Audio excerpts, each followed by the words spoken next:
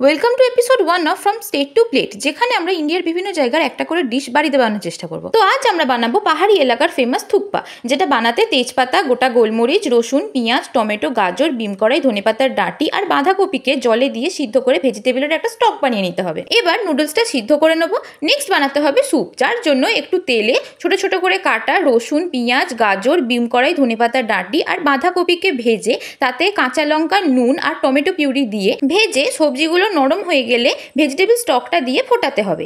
এবার একটা ছান্তায় সরু সরু করে কাটা গাজর, পেঁয়াজ আর বাঁধাকপিকে নিয়ে স্যুপের ওপর রেখে 10 মিনিট মতো ঢাকা দিয়ে দিতে হবে। এতে সবজিগুলো হালকা সিদ্ধও হয়, সাথে ক্রাঞ্চিনেসটাও থাকে। এবার স্যুপে একটু সয়া সস দিয়ে গাঢ় হয়ে গেলে নামিয়ে নিয়ে কড়াইয়ে একটু তেল, রসুন কুচি দিয়ে হালকা ভেজে তাতে ধনে গুঁড়ো, গোলমরিচ গুঁড়ো, অনেকটা চিলি ফ্লেক্স আর চিলি সস দিয়ে সবটা নেড়ে তেল ছেড়ে দিলে তৈরি আমাদের চিলি গার্লিক চাটনি। একটা বাটিতে স্যুপ, নুডলস আর এক এক করে টপিংগুলো দিয়ে সাজিয়ে নিলেই রেডি আমাদের থুকপা।